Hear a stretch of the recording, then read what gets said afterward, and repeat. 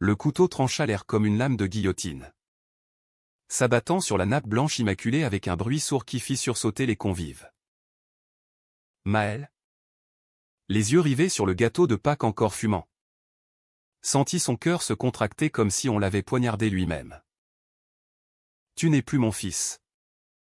cracha son père, la voix rauque de vin rouge et de fureur contenue, tandis que les œufs peints roulaient au sol, éclaboussant de jaune et de rouge les pantoufles de sa mère. C'était le soir de Pâques, dans la maison familiale des faubourgs de Lyon, où les cloches avaient sonné plus tôt dans l'après-midi, portant avec elles l'illusion d'une résurrection. Maël avait 30 ans. Un appartement exigu à Paris où il vivait de traductions freelance. Et un secret qu'il portait comme un fardeau depuis l'adolescence. Benjamin, son amour depuis 3 ans, attendait dehors dans la voiture, les phares éteints pour ne pas trahir leur présence. Ce soir-là, Maël avait décidé de tout avouer. Pas pour un scandale théâtral, mais pour une vérité qui le rongeait. Jour après jour. Comme un acide lent. La tablée était tendue depuis l'apéritif. Son frère aîné, Julien, un cadre sup en assurance à Genève, avait monopolisé la conversation avec ses anecdotes sur les marchés boursiers suisses. Sa sœur, Claire, fraîchement divorcée, picorait nerveusement son agneau rôti, jetant des regards obliques à Maël comme s'il était un intrus.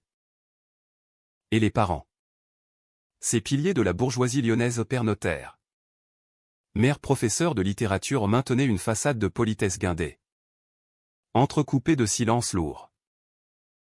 Maël avait apporté le dessert. Un bavarois aux fraises qu'il avait préparé lui-même, infusé d'une pointe de Grand Marnier pour adoucir l'amertume qu'il pressentait. Maël, tu es si silencieux ce soir, avait lancé sa mère en servant le vin d'honneur. Paris te rend mélancolique ? Il avait souri. Un sourire forcé qui masquait la tempête intérieure. Benjamin l'avait encouragé toute la semaine, c'est ta famille. Ils t'aiment. La vérité les libérera autant que toi. Mais Maël savait que l'amour familial, en France, était souvent conditionnel, teinté de ce catholicisme résiduel qui faisait encore rougir les joues aux mots comme « homosexualité ». Le repas s'était déroulé dans une chorégraphie familière, rire forcé autour de la blanquette de veau. Toast aux traditions pascales. Et ces œufs en chocolat que Claire distribuait comme des talismans contre le malheur. Maël avait attendu le dessert. Ce moment suspendu où les ventres repus et les langues déliées. Il posa le bavarois au centre de la table, le cœur battant. « J'ai quelque chose à vous dire, » murmura-t-il, la voix à peine audible sous le tic-tac de l'horloge murale. Les fourchettes s'immobilisèrent.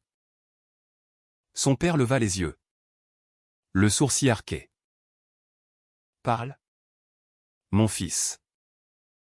Nous t'écoutons. » Maël inspira profondément, sentant l'odeur sucrée des fraises se mêler à la sueur froide sur sa nuque. Je suis gay. Et Benjamin, l'homme qui m'attend dehors, est l'amour de ma vie.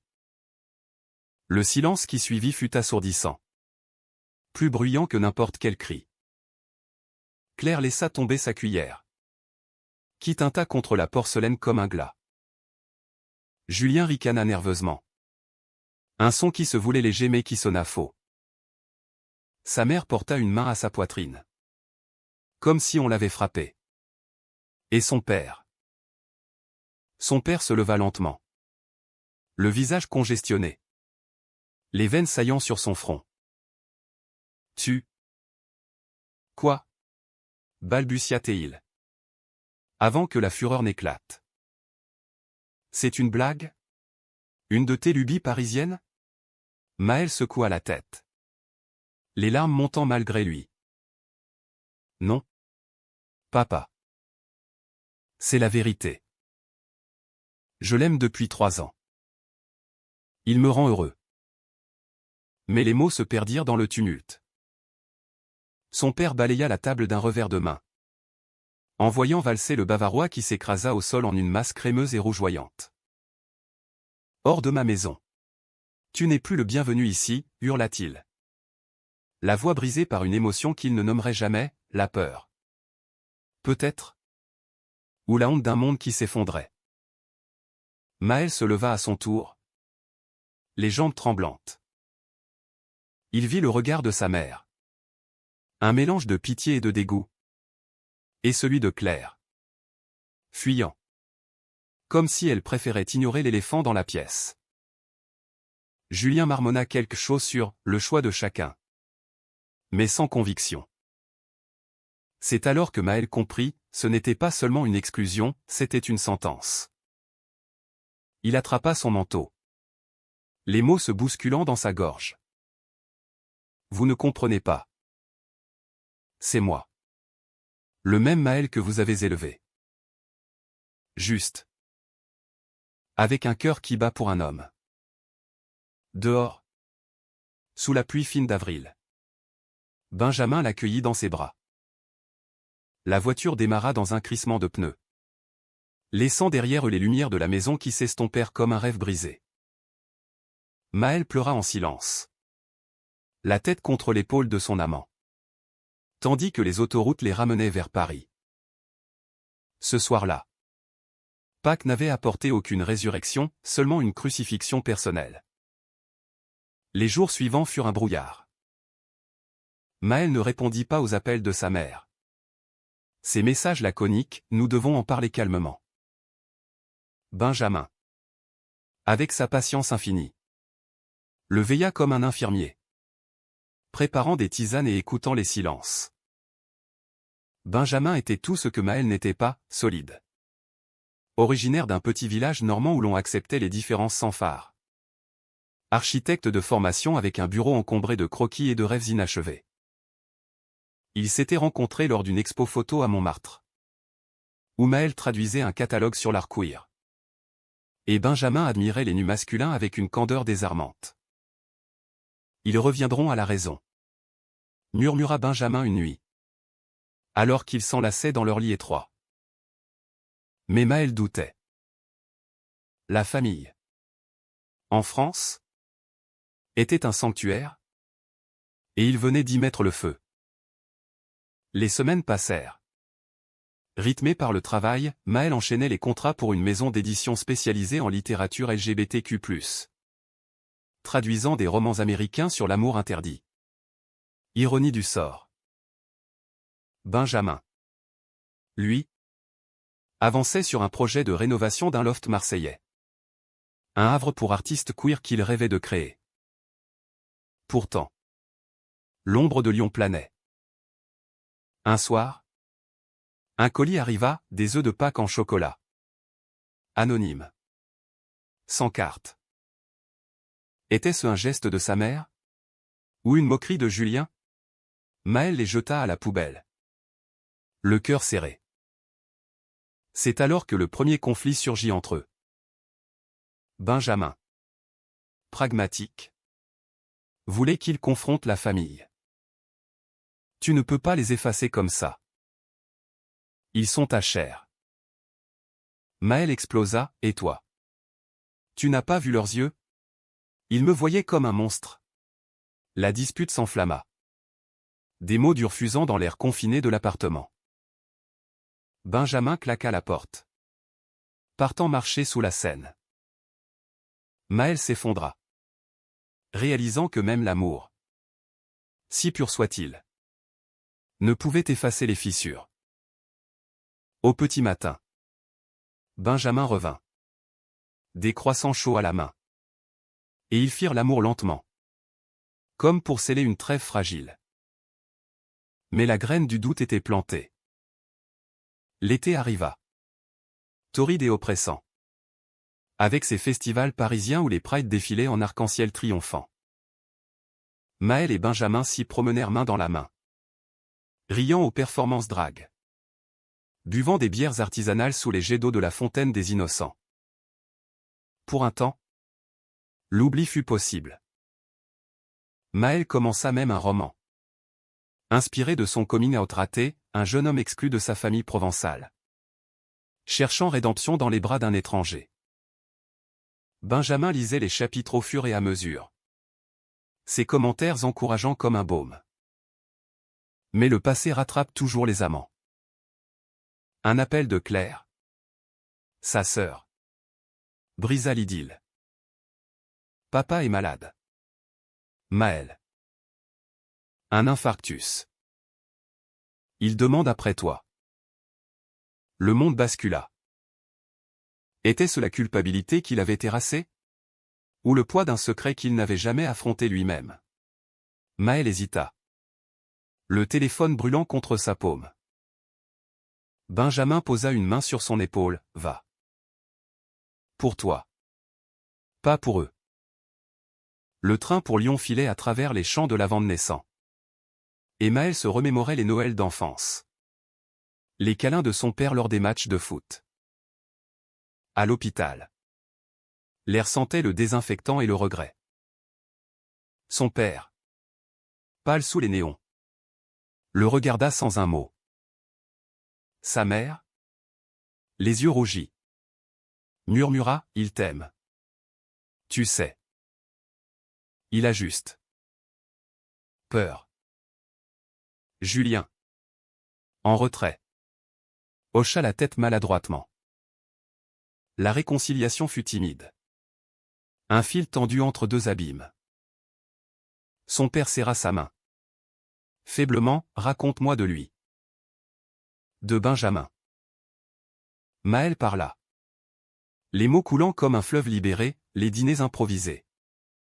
Les voyages en Bretagne. Les nuits où Benjamin dessinait leur futur sur des serviettes en papier. Pour la première fois.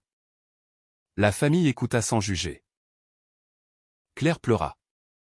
Avouant son propre divorce pour incompatibilité d'âme. Un euphémisme pour une liaison avec une femme. Pourtant. La joie fut éphémère.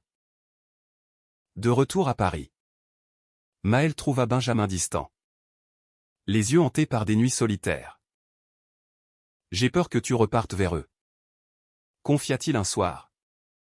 Lors d'un dîner aux chandelles au bord du canal Saint-Martin. Maël le rassura. Mais le doute persistait. Et c'est là que l'ombre de la trahison pointa, un message anonyme sur le téléphone de Benjamin. D'un ex-amant, il reviendra toujours vers sa famille. Laisse-le. Maël sentit un froid glacial l'envahir.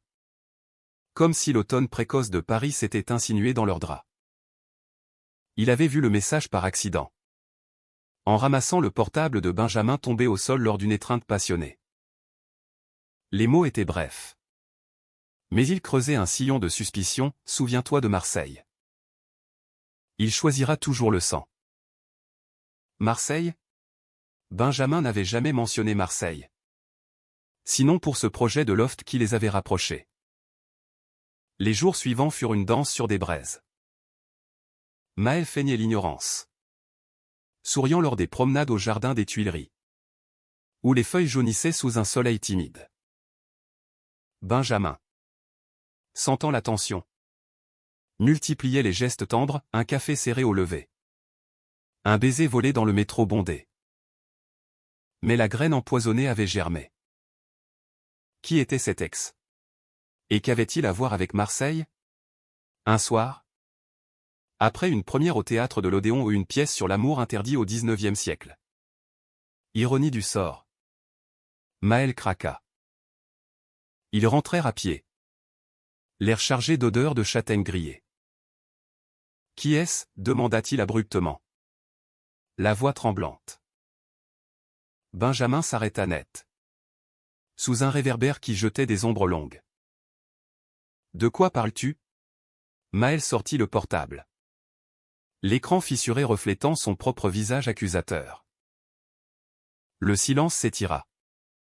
Puis Benjamin soupira. Un son de défaite.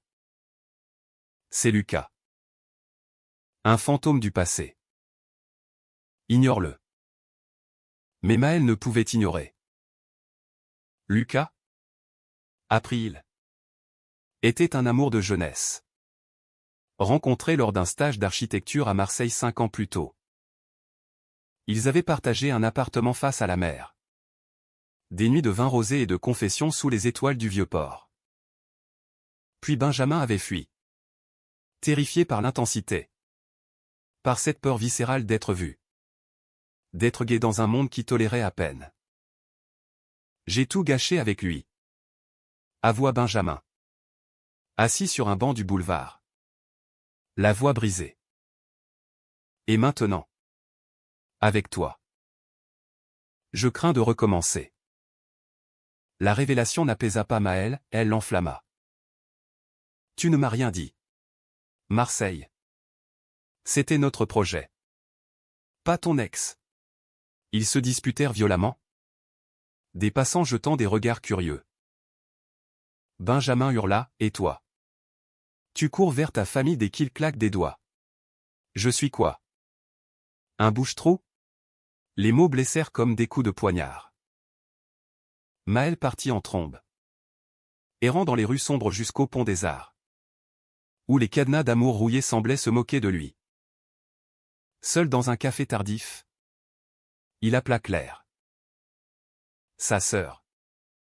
Avec sa franchise post-divorce. L'écouta sans juger. L'amour, c'est comme un vin, il fermente. Il aigre parfois. Mais si c'est le bon millésime, il mûrit. Par lui, Maëlle. Vraiment. Encouragé. Il rentra à l'aube. Benjamin n'avait pas bougé. Endormi sur le canapé. Un croquis froissé à la main, un loft avec 2 silhouettes enlacées sur un balcon surplombant la mer. Ils parlèrent toute la journée. Nus d'âme et de corps. Dans cet appartement qui puait le tabac froid et les regrets. Benjamin confessa, Lucas l'avait contacté après le coming out de Maëlle. Sentant sa vulnérabilité. Il voulait juste remuer le couteau. Me rappeler que je fuis toujours. Maëlle, à son tour, admit sa peur, et si ma famille te brisait? Ils m'ont déjà brisé une fois. Ils se réconcilièrent dans les larmes et les rires. Un pacte scellé par un voyage impromptu à Deauville. Où la mer normande lava leurs plaies. L'hiver s'installa. Enveloppant Paris d'un manteau de givre. Maëlle acheva son roman. Dessert amer. Un récit semi-autobiographique sur un coming out pascal qui déchirait les liens familiaux. L'éditrice. Une lesbienne flamboyante du Marais. L'adorait, c'est cru. Humain. Français jusqu'à l'os. Benjamin. Fier. Organisa une lecture privée chez des amis artistes. Dans un atelier du Sentier. La soirée fut magique, vin chaud. Projection de court-métrage queer. Et Maëlle lisant d'une voix assurée. Benjamin à ses côtés comme un ancre. Mais le destin. Ce farceur cruel. Réservait un coup bas. Une lettre arriva de Lyon, son père. Rétabli mais fragile. Inviter Maëlle et Benjamin à Noël. Pour guérir les blessures. Venez. Tous les deux. Maëlle hésita. Le papier tremblant dans ses mains. Benjamin. Stoïque. Dit, si tu y vas. J'y vais. Mais pas pour eux. Pour nous. Ils acceptèrent. Un saut dans l'inconnu. Le voyage en TGV fut tendu. Rythmé par des silences et des mains entrelacées. À Lyon. La maison familiale avait changé, guirlande discrète. Pas d'œufs en chocolat ostentatoire. Sa mère les accueillit avec une bise maladroite sur la joue de Benjamin. Qui rougit comme un écolier. Son père. Assis dans son fauteuil Voltaire. Tendit une main ferme, bienvenue. Fiston. Et Benjamin. Le dîner fut un chant de mine, agneau au pruneau. Bûche de Noël. Et des questions timides sur le travail de Benjamin. Julien, rentré de Genève avec sa femme enceinte, posa la première bombe, et vos projets? Un mariage. Peut-être? La tablée se figea. Maël et Benjamin échangèrent un regard. Surpris. En France? Le mariage gay était loi depuis 2013. Mais dans cette maison, c'était un tabou. Son père toussa, si ça vous rend heureux. Les mots étaient maladroits, mais sincères. Claire leva son verre, à l'amour. Quel qu'il soit. Pour la première fois, Maël sentit une chaleur véritable. Pas forcée. Pourtant, sous la surface, des courants sombres agitaient. Le lendemain, Noël blanc sous une neige rare.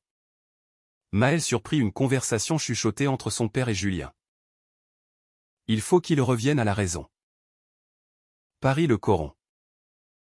Le cœur de Maël se serra. Était-ce une trêve? Ou une feinte? Il confronta son père dans le jardin givré. Les flocons dansant comme des confettis funèbres. Tu mens? Papa. Tu ne nous acceptes pas vraiment. Son père. Les épaules voûtées. Avoua, j'essaie. Pour toi. Mais c'est dur. Fils. Dur de voir mon garçon. Comme ça. La blessure rouvrit. Plus profonde. Benjamin, sentant le malaise, proposa de partir tôt. Mais Maël insista, non. On reste. Pour leur montrer. Les jours suivants furent une épreuve, dîner tendu. Promenade forcée où Benjamin et Julien échangeaient des silences polis. Une nuit.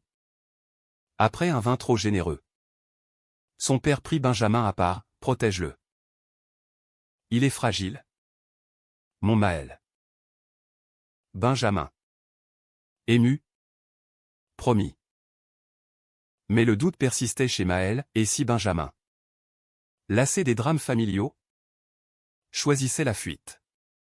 Comme avec Lucas, le point de rupture survint le 31 décembre. Lors du réveillon. La famille élargie oncle. Tante conservateur toisait Benjamin d'un œil critique. Un cousin. Éméché.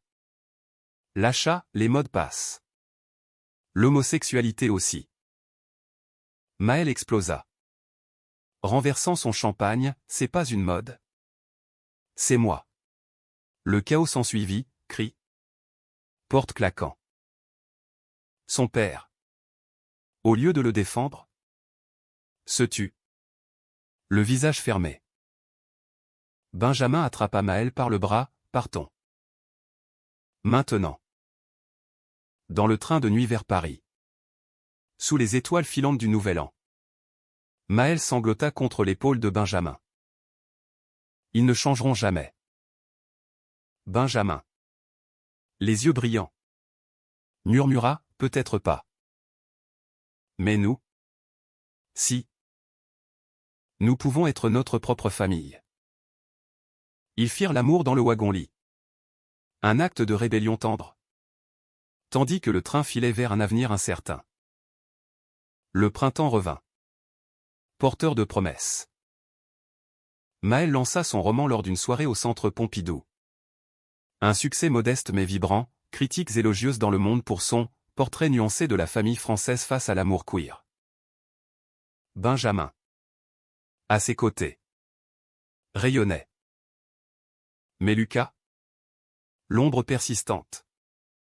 Envoya un dernier message, une photo d'eux deux à Marseille. Avec la légende, souvenir doux amer. Benjamin le bloqua. Mais le mal était fait. Maël, rongé par la jalousie, fouilla le passé de Benjamin. Découvrant des lettres cachées. Des regrets non dits. La confrontation fut explosive. Dans leur appartement rénové avec vue sur la tour Eiffel. Tu l'aimes encore, hurla Maël. jetant les lettres au feu. Benjamin. Blessé. Riposta, et toi? Tu vis pour l'approbation de ta famille fantôme. Ils se séparèrent cette nuit-là. Benjamin dormant sur le canapé. Maël dans la chambre vide. L'aube apporta le regret. Mais pas la réconciliation. Benjamin partit pour Marseille. Prétextant le projet du loft, j'ai besoin d'air. De temps. Maël ira seul dans Paris. Les rues familières soudain hostiles. Il appela Claire. Qui le conseilla, l'amour vrai affronte les tempêtes. Va le chercher. Armé de cette sagesse. Maël prit le train pour le sud. Le cœur en bandoulier. Le Mistral soufflait fort sur la corniche des Crêtes, fouettant les vagues turquoises de la Méditerranée comme pour chasser les intrus. Maël descendit du train à Marseille. La gare Saint-Charles bruissante de vie multiculturelle. Et là un taxi vers le Vieux-Port. L'air salin lui piqua les narines, ravivant des souvenirs qu'il n'avait pas, ceux de Benjamin. Jeune et insouciant. Dans cette même ville 5 ans plus tôt. Il avait fouillé les tiroirs avant de partir, trouvant un billet froissé d'un concert au silo. Daté de cette époque. Était-ce là que tout avait commencé pour eux deux? Le loft en travaux se dressait dans le quartier de la Joliette. Un bâtiment industriel réhabilité avec des baies vitrées donnant sur le port. Des échafaudages grimpaient comme des vignes folles. Et l'odeur de plâtre frais se mêlait à celle du poisson grillé des halles voisines. Maël frappa à la porte temporaire en contreplaqué, le cœur martelant. Benjamin apparut. Poussiéreux. Un casque de chantier sur les cheveux en bataille. Maël? Qu'est-ce que? Les mots moururent sur ses lèvres, remplacés par un regard où se mêlaient surprise, joie et crainte. Ils entrèrent dans l'espace nu, jonché de plans et de palettes de carrelage. Je suis venu pour nous, dit Maël simplement, posant son sac. Benjamin s'assit sur un seau retourné, les épaules affaissées. J'ai fui. Comme avec Lucas. La confession coula alors. Un torrent, Marseille avait été son refuge après un coming-out brutal chez ses parents normands, qui l'avaient traité de « déviant » avant de le chasser. Lucas, rencontré dans un bar queer du Panier, avait été une bouée. Mais Benjamin, terrifié par l'engagement, l'avait quitté sans explication, brisant un cœur au passage. Et toi? Demanda Benjamin, les yeux plissés. Maël raconta à son tour les nuits blanches à Paris. Le roman qui patinait sans muse. Les appels ignorés de sa famille. Tu es ma famille. Benjamin. Pas eux. Ils pleurèrent ensemble, puis s'embrassèrent avec une urgence désespérée, leur corps se reconnaissant dans la poussière et la lumière rasante. Cette nuit-là, ils dormirent sur un matelas gonflable au milieu du chantier, écoutant les grues et les vagues, comme si le monde se reconstruisait autour d'eux. Les semaines suivantes furent un cocon. Maël prolongea son séjour, aidant aux travaux, peignant les murs en blanc cassé, choisissant les luminaires design qui évoquaient des étoiles filantes. Le loft prenait forme, un espace ouvert pour des ateliers d'artistes, avec une mezzanine pour les chambres, et un balcon où planter des herbes provençales. Benjamin, libéré, dessina leur futur, un mariage civil à la mairie du 7e. Un voyage en Toscane. Peut-être même une adoption un jour. On peut être plus que du sang, murmura-t-il en traçant des courbes sur du papier calque. Pourtant, le téléphone sonna un matin, comme un glas. C'était Julien, papa a fait une rechute. Grave cette fois. Viens. Maël. Il veut te voir avant. Le mot non dit plana, la fin. Maël raccrocha. Le monde chavirant. Benjamin, sentant le drame, serra sa main, je viens avec toi. Mais au fond de lui, Maël craignait, et si cette fois la famille l'avalait tout cru, le privant à nouveau de son amour? Le retour à Lyon fut un voyage spectral. L'hôpital, avec ses couloirs aseptisés, sentait la mort en approche. Son père gisait, tubulaire et monitor bipant comme un métronome funèbre. Sa mère, vieillie de 10 ans, embrassa Maël et Benjamin d'un geste automatique. Claire, aux côtés de sa compagne, une révélation. Elle aussi lesbienne. Avouée récemment. Offrit un sourire complice. Julien, stoïque, murmura, il a changé son testament. Pour toi. Au chevet. Son père ouvrit les yeux. Vitreux mais lucide. Maël.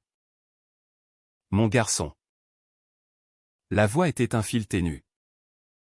J'ai été un idiot. Peur de l'inconnu. De te perdre. Maël. La gorge nouée. Prit sa main ridée. Tu ne m'as pas perdu. Papa. Juste. Éloigné. Son père tourna les yeux vers Benjamin, toi. Protège-le. Et aime-le comme je n'ai pas su. Les larmes coulèrent. Un baptême tardif. Son père s'éteignit 2 jours plus tard. Dans la nuit de la Toussaint. Emportant avec lui ses préjugés non dits. Les funérailles furent un tourbillon, église bondée. Homélie sur le pardon. Et un cercueil de chêne poli sous une pluie battante. Maël prononça l'éloge funèbre. La voix ferme malgré le chagrin, mon père m'a appris la droiture. Même si elle l'a courbée. Il m'a appris l'amour. Même imparfait. Benjamin. À ses côtés. Serra sa main. Un ancrage dans la tempête. La famille. Fracturée. Se reforma autour du buffet, Claire et sa compagne dansant maladroitement. Julien confessant ses propres doutes sur sa vie hétéronormée. De retour à Marseille. Le deuil transforma leur amour. Maël écrivit frénétiquement. Intégrant la mort paternelle dans son roman. Transformant la douleur en catharsis. Benjamin acheva le loft. L'inaugurant lors d'une expo d'art queer, toiles vibrantes. Sculptures androgynes. Et un corner lecture pour dessert amer. Les invités artistes, activistes, exilés du placard ovationnaire. Et Maël lut un extrait sur la rédemption familiale. Dédié à son père. Mais la trahison. Cette vipère frappa par où on ne l'attend pas. 1 mois plus tard. Lors d'une visite à Paris pour la promotion du livre. Maël reçut un appel anonyme, demande à ton cher Benjamin ce qu'il cache sur Lucas. Intrigué. Il fouilla l'ordinateur de Benjamin laissé ouvert lors d'un appel vidéo. Dès mai. Daté de l'été. Entre Benjamin et Lucas, je doute encore. Maël est fragile. Comme toi l'étais.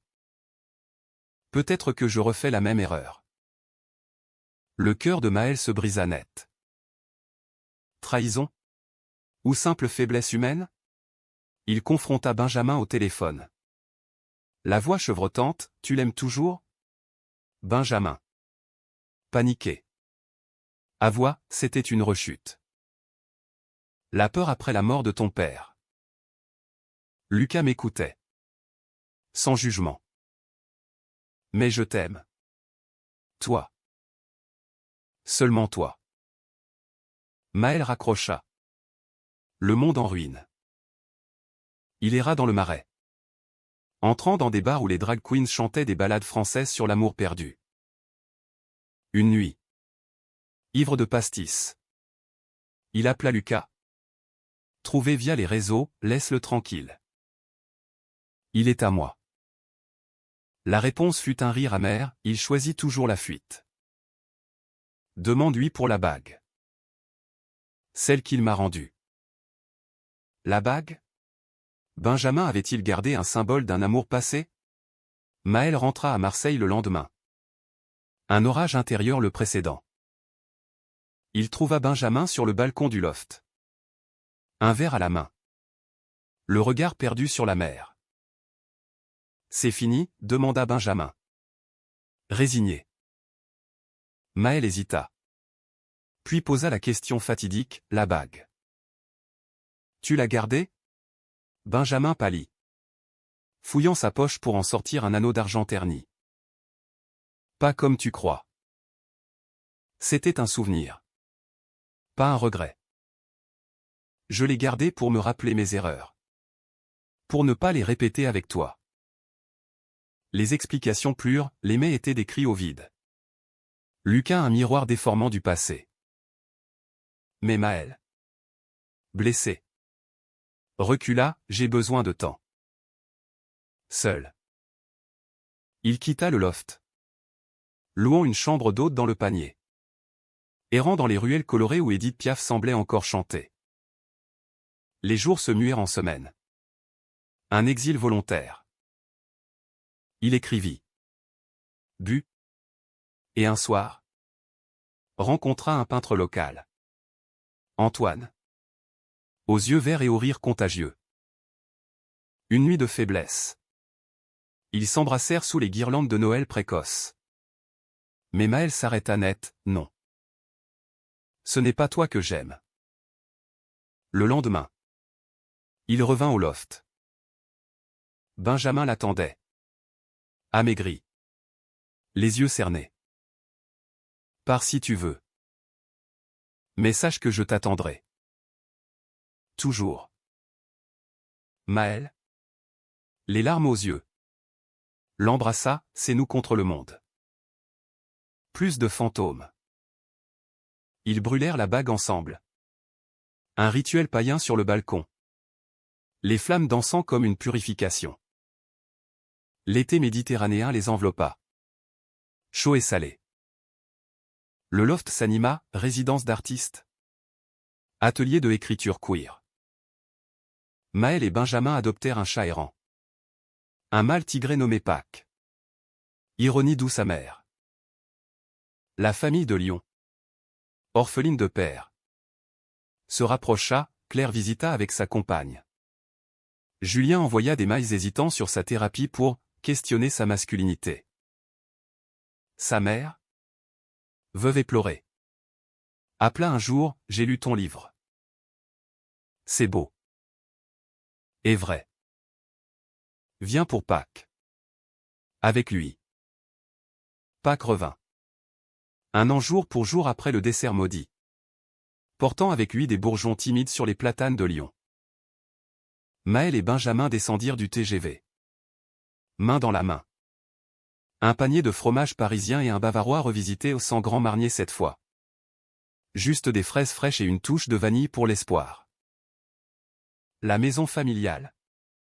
Sans son père. Semblait plus vaste. Plus vide.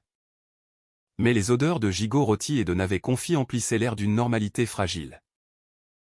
Sa mère les accueillit sur le seuil. Un tablier fleuri autour de la taille. Les yeux encore humides de veuvage. Mes garçons. Dit-elle simplement. Embrassant Benjamin comme un fils prodigue. Claire. Rayonnante avec sa compagne Élise ou une boulangère aux mains farinées. Avait décoré la table de pain en arc-en-ciel. Un geste discret mais révolutionnaire. Julien arriva en dernier. Avec sa femme et leur bébé. Un petit Victor aux joues roses qui gazouillait innocemment.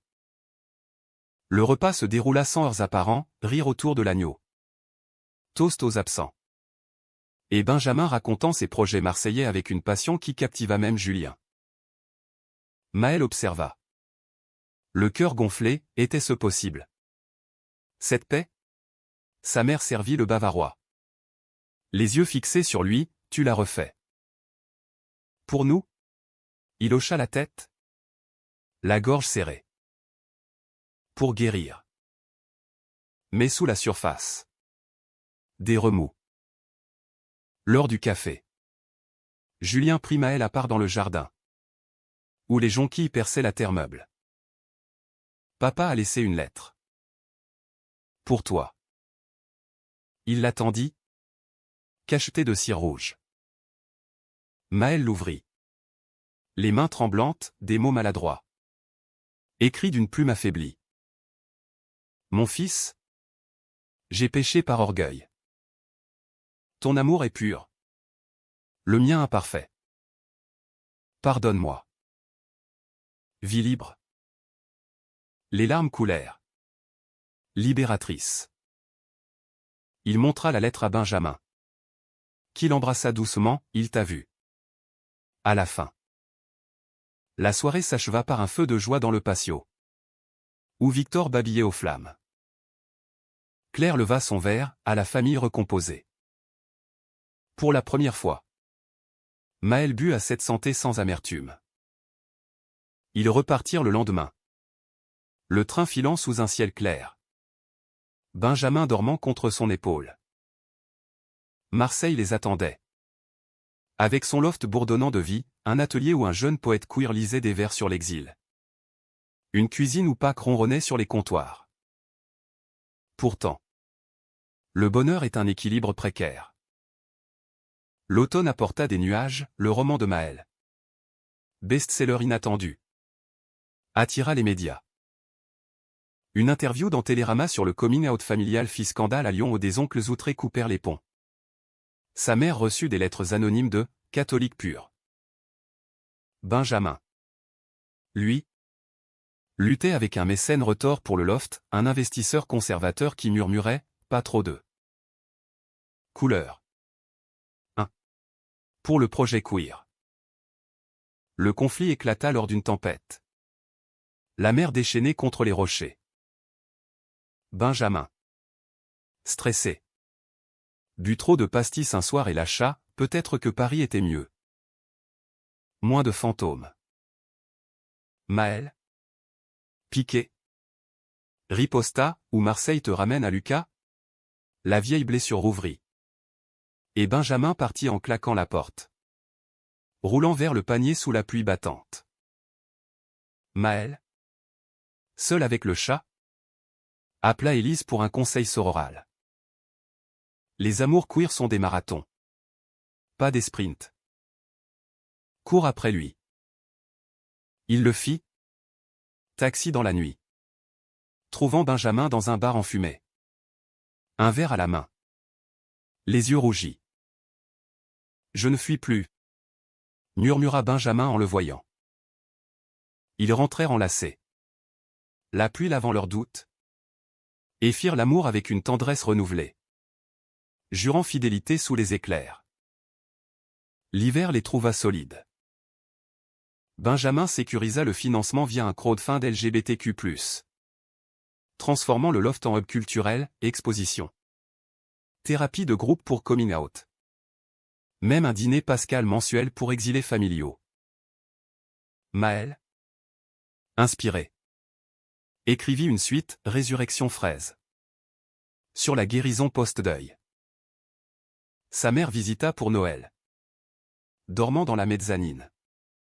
Cuisinant des bugnes lyonnaises qui firent pleurer Benjamin de joie. Mais la trahison finale, subtile et humaine, vint de l'intérieur. Lors d'une résidence artistique. Benjamin surprit Maëlle en train d'écrire une scène intime inspirée d'Antoine, le peintre de l'été passé. Pas une infidélité physique, mais émotionnelle, des mots trop vifs. Trop personnels. Tu l'as revu, demanda Benjamin. La voix brisée lors d'une dispute au petit matin. Maëlle nia. Mais avoua la faiblesse, c'était un mirage. Toi et la réalité. La crise les secoua, forçant une thérapie de couple avec un psy queerdex. Séance âpre, où ils déballèrent les valises, les fuites de Benjamin, les jalousies de Maëlle, les ombres familiales. L'amour n'est pas parfait.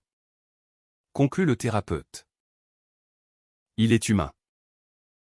Ils émergèrent plus forts, tatoués mutuellement d'un petit arc-en-ciel sur l'annulaire, pas une bague, mais un serment. Le printemps 2027, Lévi célébrait 1 an de loft ouvert, une fête sur le balcon, avec feu d'artifice sur le port. Claire et Élise annoncèrent une PMA. Julien un coming out timide comme bicurieux.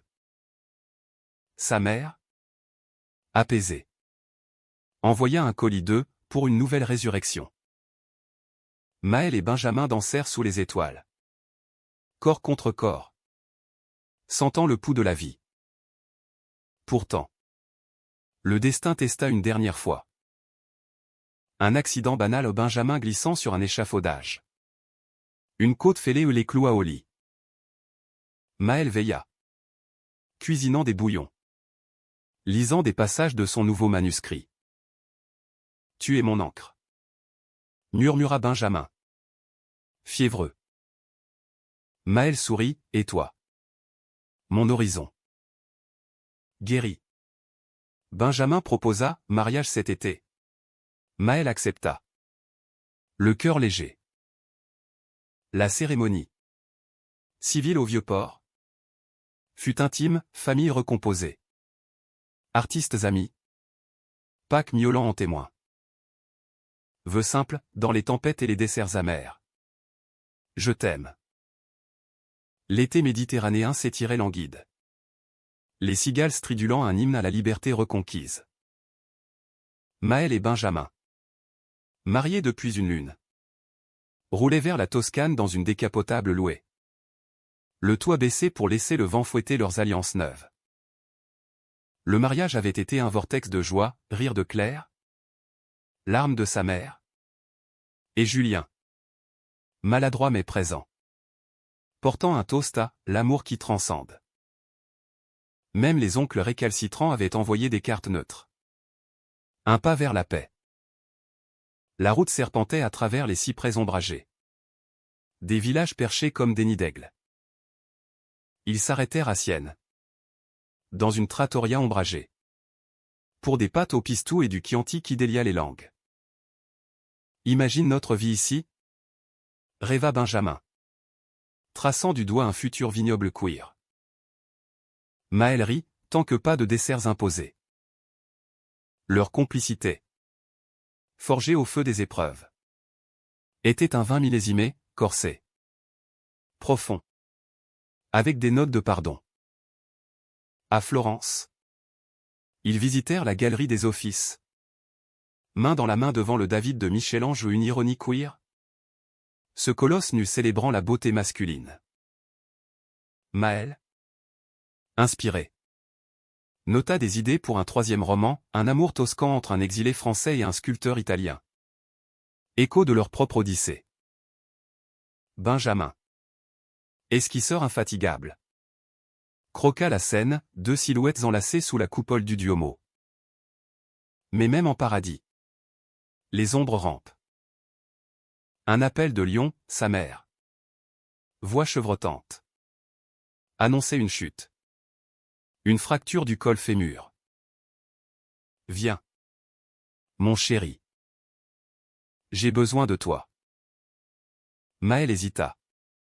Le téléphone chaud contre son oreille. Benjamin, sentant le tiraillement, dit, on rentre. La famille. C'est un marathon. Souviens-toi. Ils plièrent bagages. La Toscane reléguée à un rêve différé. À Lyon, l'hôpital était un labyrinthe de couloirs beiges. Sa mère, plâtrée et pâle, serra Maël contre elle, ton père serait fier. De toi. De nous. Les visites s'enchaînèrent, Claire avec Victor qui rampait joyeusement.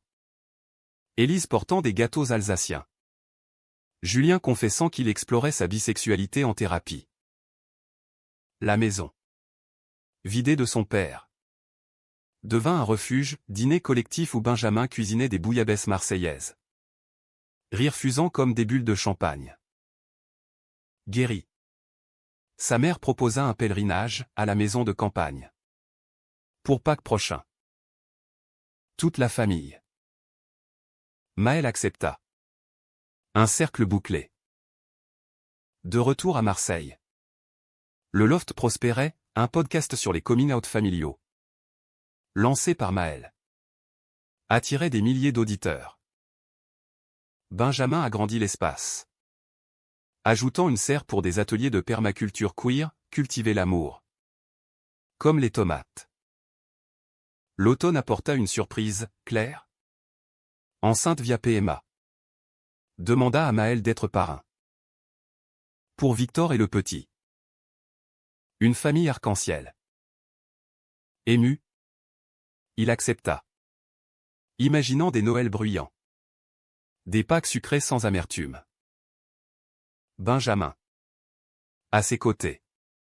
Murmura, et nous? Des enfants un jour? Maël.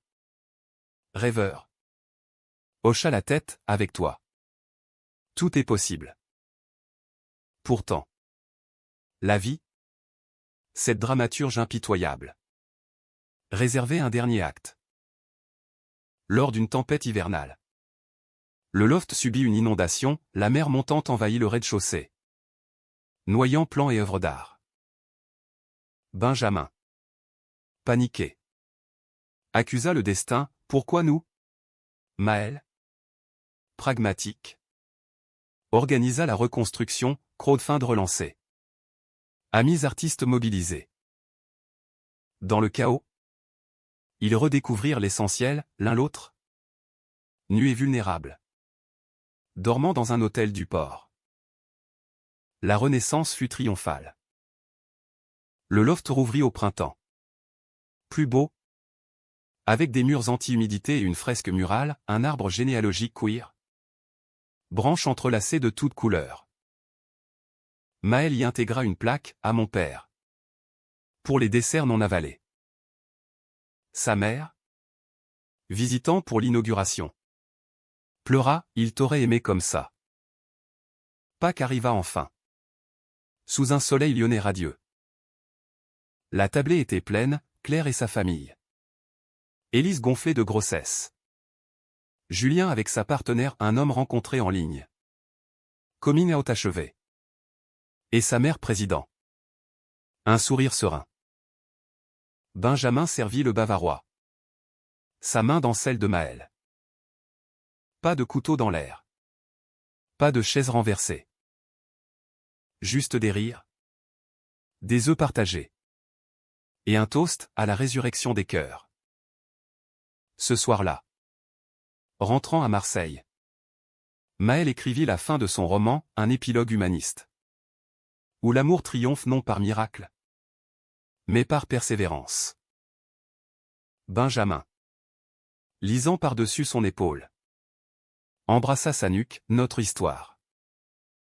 Et dans le silence du loft. Avec Pâques ronronnant à leurs pieds. Ils s'endormirent enlacés. Sachant que les familles se brisent et se refont. Que les desserts amers mènent aux fruits doux. Et que l'amour. Vrai et queer. Est la plus belle rébellion. Des années passèrent. Tissée de joies ordinaires, l'adoption d'un garçon timide nommé Théo. Aux yeux de Benjamin, les best-sellers de Maël traduits en anglais.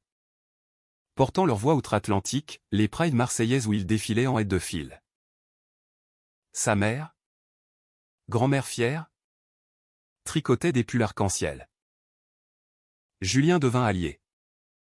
Militant discret. Claire accoucha d'une fille. Luna. Qui grandit en chantant des comptines sur l'amour multiple. Un soir de Pâques. Des années plus tard. Maël et Benjamin. Grisonnants mais passionnés. Servirent un repas à leur famille élargie sur le balcon du loft. Théo. Adolescent curieux. Demanda, papa. Raconte le dessert qui a tout changé. Maël sourit. Prenant la main de Benjamin, c'était ta mère. Mais il nous a nourris. Comme l'amour. Et sous les étoiles du vieux port. Avec la mer murmurant des secrets. Ils burent à la vie humaine. Imparfaite? Infiniment romantique.